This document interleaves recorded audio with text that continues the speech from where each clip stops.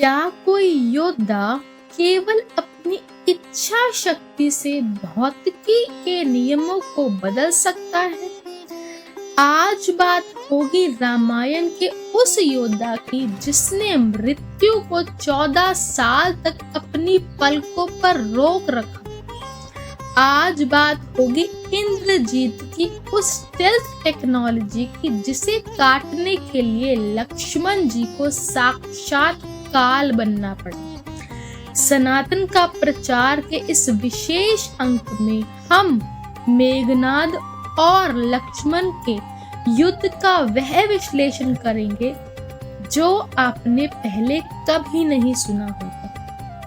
तथ्य: वाल्मीकि रामायण के अनुसार मेघनाद लंका का वह साइंटिस्ट वॉरियर था जिसने अस्त्र और शस्त्र के अंतर को मिटा दिया था। मेघनाद की निकुंबिला यज्ञ कोई साधारण पूजा नहीं थी, बल्कि एक बायो एनर्जी चार्जिंग स्टेशन था। जब वह यज्ञ पूरा करता तो उसका रथ इनविजिबल हो जाता। उसका नाम मेघनाद इसलिए था क्योंकि वह बादलों की गर्जना जैसी ध्वनि पैदा कर सकता था। यह अकाउस्टिक वारफेयर थी जिससे शत्रु सेना के कान के पर्दे फट जाते और वे दिशाहीन हो जाते। उसने हनुमान जी और राम लक्ष्मण पर नागपाश और ब्रह्मास्त्र चलाकर यह सिद्ध किया था कि वह युद्ध को मानसिक स्तर पर जीतना चाहता है। तर्क: आखिर लक्ष्मण ही क्यों, श्री राम क्यों नहीं?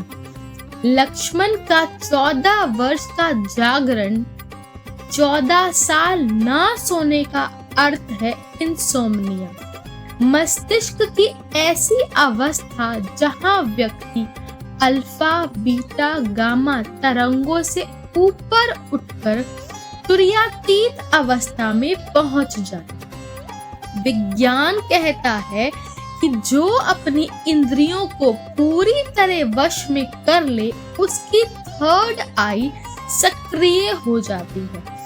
इसीलिए जब मेघनाद अदृश्य होकर वार कर रहा था, लक्ष्मण जी उसे अपनी भौतिक आंखों से नहीं बल्कि अपनी सेंस ऑफ प्रेजेंस यानी अंतर्दृष्टि से देख रहे थे। मेघनाद शोर था, लक्ष्मण मौन थे। शोर हमेशा मौन में विलीन हो जाता है। रामचरितमानस और वाल्मीकि रामायण का संगम, मेघनाद ने मायावी सीता का वध किया। हनुमान जी जैसा महायोद्धा भी भावुक होकर युद्ध छोड़ने लगा, लेकिन लक्ष्मण जी स्थिर थे।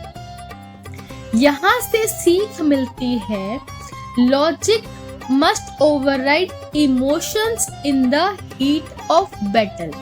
लक्ष्मण जानते थे कि सत्य को मिटाया नहीं जा सकता। जो दिख रहा है वो केवल डेटा मैनिपुलेशन है। विभीषण का तर्क कि यज्ञ भंग करो यह सिखाता है कि शत्रु की ताकत पर प्रहार करने से पहले उसके पावर सोर्स को नष्ट करना अनिवार्य है। लक्ष्मण जी ने मेघनाद को उसकी कंफर्ट जोन यानी यज्ञशाला से बाहर निकाला।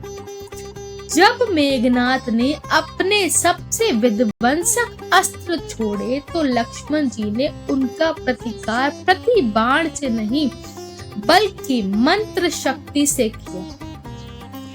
इंद्रास्त्र: वाल्मीकि रामायण के अनुसार लक्ष्मण जी ने बाण छोड़ते हुए कहा, धर्मात्मा सत्य संधृष्ट रामो दाशरथी यदि त्रैलोके चाप्रति द्वंद स्तन दैनम जहि रावणम। तर्क: यहाँ लक्ष्मण जी ने अपनी पूरी शक्ति को सत्य की फ्रीक्वेंसी से जोड़ दिया। जब आपकी नियत और सत्य एक हो जाते हैं तो शस्त्र की मारक क्षमता अनंत हो जाती है। दोस्तों, मेघनाद और लक्ष्मण जी का युद्ध हमें सिखाता है कि आपके पास कितनी भी बड़ी टेक्नोलॉजी या रिसोर्सेस क्यों ना हो, अगर आपका चरित्र कमजोर है और आपका उद्देश्य अधर्म है तो आपकी हार निश्चित है।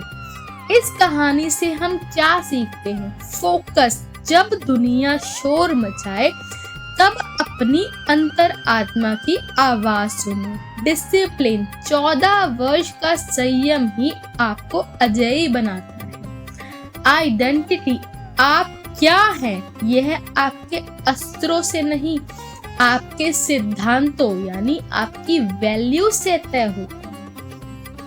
इस सफर में अगर आपको सनातन के इस गौरवशाली इतिहास का एक भी नया पहलू समझ आया हो तो इस वीडियो को उन लोगों के साथ शेयर अवश्य करें जो सनातन को केवल कहानियां मानते हैं। उन्हें दिखाएं कि हमारा इतिहास कितना वैज्ञानिक और तर्क संगत है। कमेंट में लिखे चैलेंज। लक्ष्मण शब्द का अर्थ होता है लक्ष्य पर केंद्रित।